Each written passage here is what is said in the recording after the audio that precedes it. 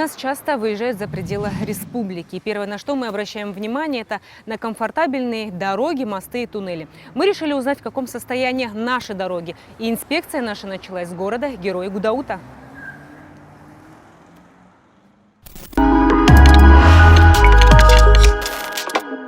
Только в 2016 году нам удалось отремонтировать и построить более 105 километров дорог.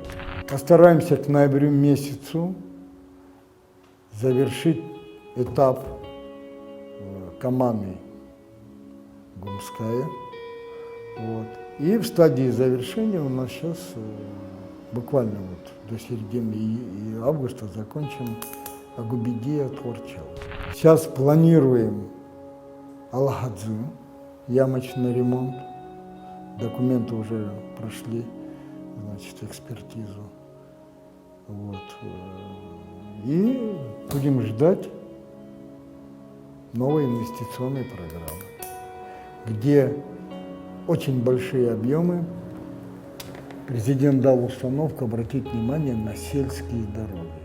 Строительство или реконструкция любой автодороги – удовольствие дорогое. В маленькой республике невозможно изыскать столько средств, чтобы в один момент решить огромную проблему. Все работы проводятся поэтапно, поэтому, наверное, мы чаще всего и не замечаем результат. А он, несомненно, есть.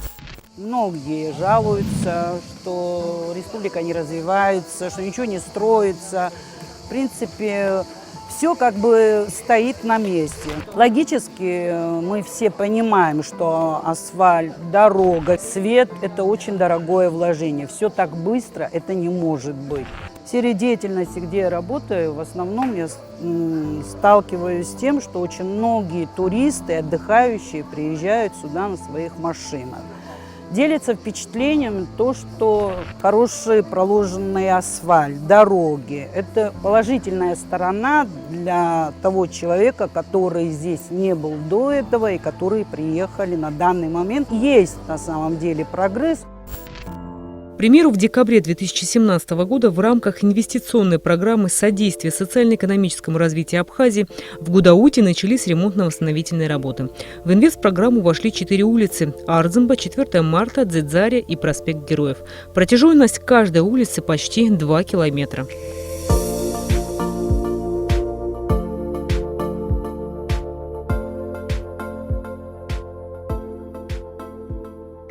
На ремонт выбранных улиц было выделено более 130 миллионов рублей. В смету входило асфальтирование дороги, проведение водопровода, ремонт ливневых канализаций и, конечно же, освещение. Помимо улиц в Гудауте на улице 4 марта построен мост. На строительство моста ушло около 2 месяцев. Сам мост не входил в смету. Средства на этот объект были выделены из республиканского бюджета. На первый взгляд уровень воды в этой маленькой речушке под этим мостом не более чем по щиколотку. Но именно эта речка на протяжении многих лет затапливала более 20 дворов. Около 11 миллионов, значит, были выделены средства.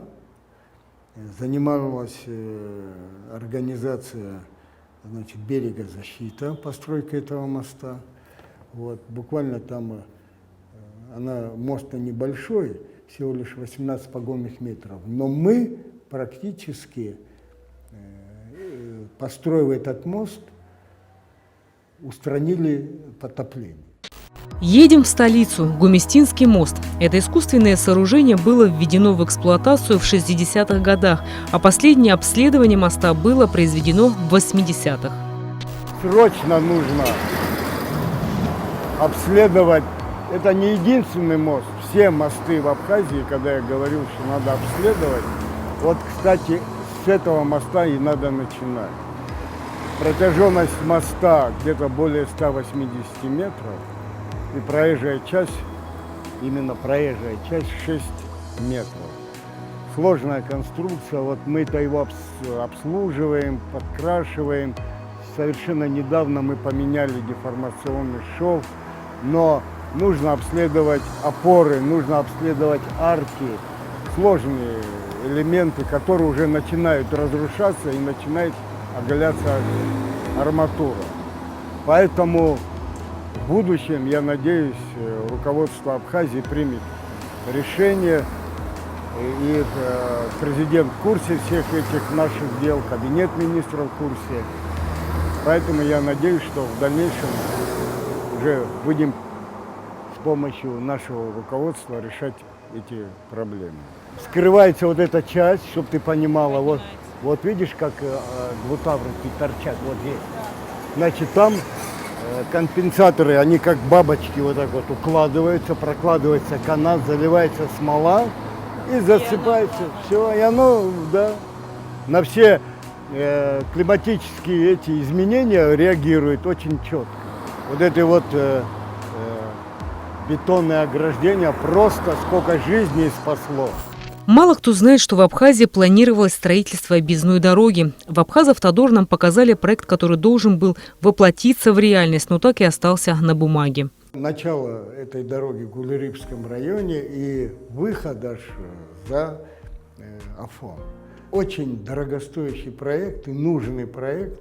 Вы сами понимаете, что увеличивается транспортный поток, количество автотранспорта, дороги уже как бы на дорогах становится тесно. И этот проект, если бы он внедрен был бы в свое время, сегодня мы бы, конечно, уже по-другому себя чувствовали. Но я надеюсь, что когда-то этот проект найдет свое отражение, и мы разгрузим нашу столицу. Здесь очень много, значит, путепроводов, мосты запланированы. Если вы были в Михайловке, вы видите, там вот стоят опоры мостовые. Очень большой был проект и нужный. Я буквально вот недавно мы начали изучать этот проект. Вот, я с ним не знаком был до войны. Самое главное, что он сегодня уже у нас есть и не потребует больших вложений. На стройку, да, на строительство, а так проект он практически уже готов.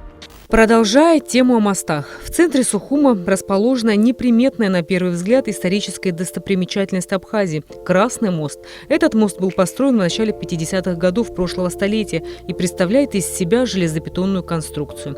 В прошлом году в социальной сети появилась информация о том, что водитель легкового автомобиля не справился с рулевым управлением, пробил ограждение моста и опрокинулся в реку. Слава богу, водитель отделался легкими ушибами, чего не скажешь о самом мосте. Исторической ценности нанесен ущерб. Кто должен нести ответственность и восстанавливать мост? Как оказалось, люди, которые совершают ДТП, сносят ограждения, так называемые отбойники на трассах, не несут никакой ответственности за причиненный ущерб государству. Красный мост. Уже почти 9-10 месяцев назад туда, значит, вылетела машина. Да. Сегодня это чугунное ограждение, которая требует такой же формы, чтобы мы отлили, но практически нанесен материальный ущерб государственному строению. Слава богу, молодой парень остался живой. Но сегодня никто его не хочет делать. Вот как нам быть? Где взять денег на ремонт, допустим, вот этого ограждения? Я приглашал сюда этого молодого человека. Мы договорились, что они закажут. Ну, он закажет где-то. Ну, в Абхазии, допустим, если нету чугунного литья, то, значит, за границей, вот буквально в Краснодарском крае, Сочи, Адлер, в самом Краснодаре, наверняка есть. Но вы понимаете, это буквально где-то 150, наверное, будет тысяч рублей стоить, 200, я даже не знаю. Но факт то, что занимались следователи городдела, я беседовал с ними, они сюда приходили, со следователями беседовали. Однако получаю бумагу, что невозможно возбудить уголовное дело из-за того, что этот случай был непреднамерен. Ну, понятно, что непреднамеренно. А если я непреднамеренно наеду на человека и лишу его жизни, я что, не буду отвечать за это? Ну, что случилось? Это брендовый мост, это столица. И так безответственно молодому человеку относиться к этому, это просто, я не знаю. Есть, конечно, и те, кто осознают, что после нанесения материального ущерба необходимо предпринимать меры по восстановлению ограждения, но таких, к сожалению, мало. У нас сейчас недавно в Верхней Шере был случай, значит, дорожно-транспортного происшествия, где пришли в негодность, значит, отбойники бетонные и металлические. Но благодаря, значит, нашим стараниям и переговорам с этими участниками ДТП, кто-то чем-то все равно помог. Кто техникой помог, кто-то помог там закупили, вернее, эти отбойники, но они какую-то часть затрат взяли на себя. И тем самым мы восстановили эти поврежденные участки. Говоря о дорогах и мостах, невозможно не сказать о туннелях. В городе Гагра 2 туннеля. Протяженность 2 туннелей почти 2 километра. Сегодня они также требуют обследования и ремонта. Что касается освещения, то эти туннели освещены достаточно хорошо. Течет вода внутри тоннеля. Вы понимаете, эта течь портит нам все настроение. Значит, идут трещины. Вот.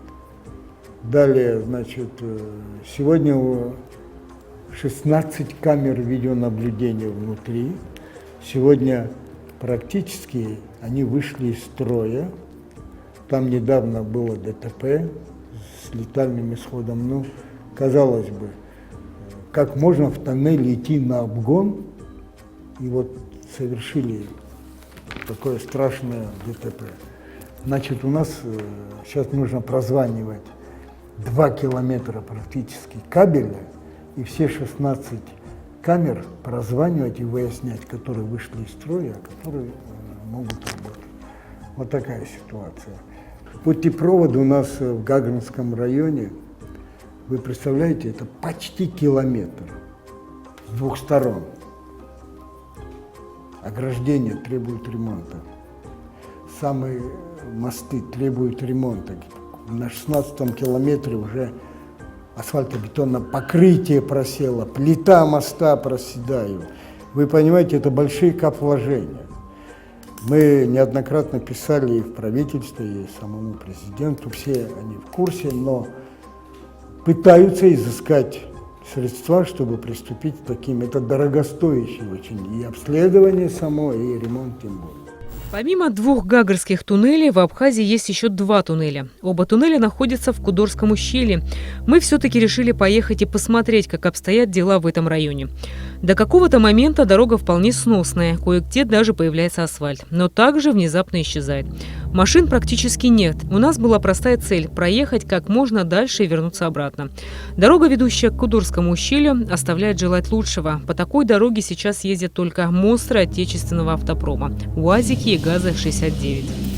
Дорога очень плохо у нас. Дорога, знаете, несколько раз уже была комиссия, экспертиза, но содержание дороги в таких условиях, где находится наш Кудорское ущелье, это непростая задача. Задача очень серьезная, которой нужен большие вложения. К сожалению, у нас с вложением бюджетные деньги там недостаточно. Там должно быть серьезная работа, серьезная техника. Техника наша, которую мы имеем, единицы, они уже устарели. Сами по себе устали, уже железо тоже износилось. Чтобы содержать эту технику, опять же, нужны финансы.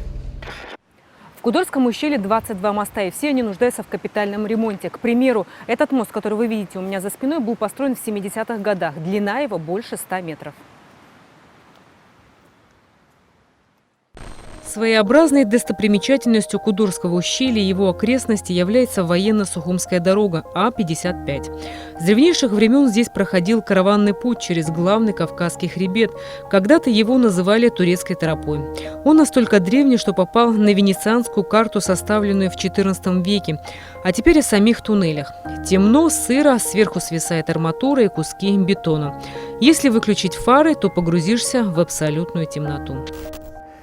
Там более опасная ситуация, там пошли трещины, разводы, и уже часть тоннеля приходит в негодность, освещение вообще отсутствует. Но мы недавно были там с представителями из России, значит, Росавтодор также был. Ну, проехали всю дорогу. Вот. Я не знаю, что будет решаться по данному участку дороги, но там уже не то, что тоннели, там и дорога практически аварийная. Вы знаете, уже немало случаев, когда погибали военнослужащие, там у нас российская база, в основном они, значит, ездят сейчас по этой дороге. Поэтому опасная ситуация, тоже надо срочно принимать какие-то меры. Понятно, все дорогое, все это удовольствие, но что делать? Надо заниматься. Положение в туннеле вы видели, первый туннель отсюда, он 420 метров в длину, в очень критичном состоянии. Мы проводили еще давно, лет 5 назад, экспертизу специалистами, посмотрели. Первым делом, что они говорят, надо его закрыть. Может случиться такой обвал, когда большие машины проходят, там очень много машин проходит, и лесхоз, и военный, и поэтому может случиться беда. Недавно, буквально в июне месяце тоже была очередная комиссия, там российская, большая компания, которая знают специалисты, знающие про тоннели и про дорогу, все это они просмотрели. Первый же вопрос у них был закрыть, а так будет беда. Чтобы его ремонтировать, еще когда сделали дефектный акт, где-то 240 миллионов нужно. А таких возможностей нет ни в бюджете в Абхазии, ни в нашем бюджете. Со всех сторон следы от пуль, которые остались после всех военных событий. Бесспорно, что это очень важное со стратегической точки зрения место. Хочу отметить, что Багатские скалы не объедешь. Этот туннель – единственный проход в сторону Сухума. Чуть дальше находится еще один туннель. На этом полукилометре открытого пространства происходили серьезные бои. Собственно говоря, это и есть конечная точка нашего маршрута. На север только по пропускам. Здесь стоит Абхазский контрольно-пропускной пункт, а дальше Лата.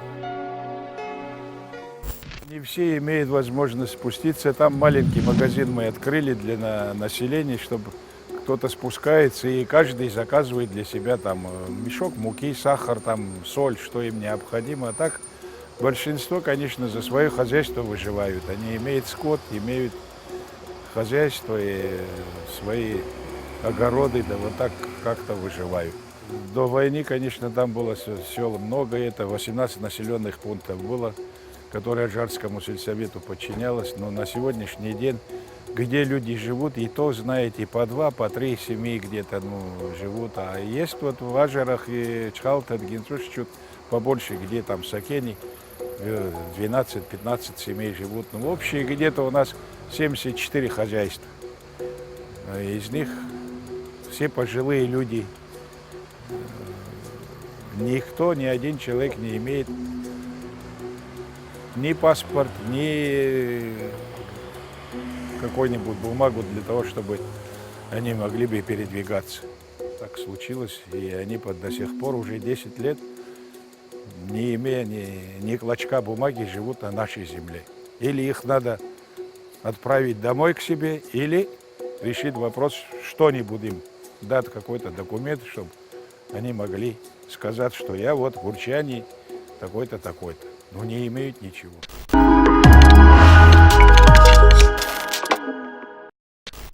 Территория за этим туннелем после Отечественной войны народа Абхазии вплоть до 2008 года кодорских событий была подконтрольна сначала грузинским бандформированием, затем грузинским войскам. К чему я это все говорю? 27 марта текущего года Кабинетом министров было принято постановление об образовании нового заповедника Кодорское ущелье.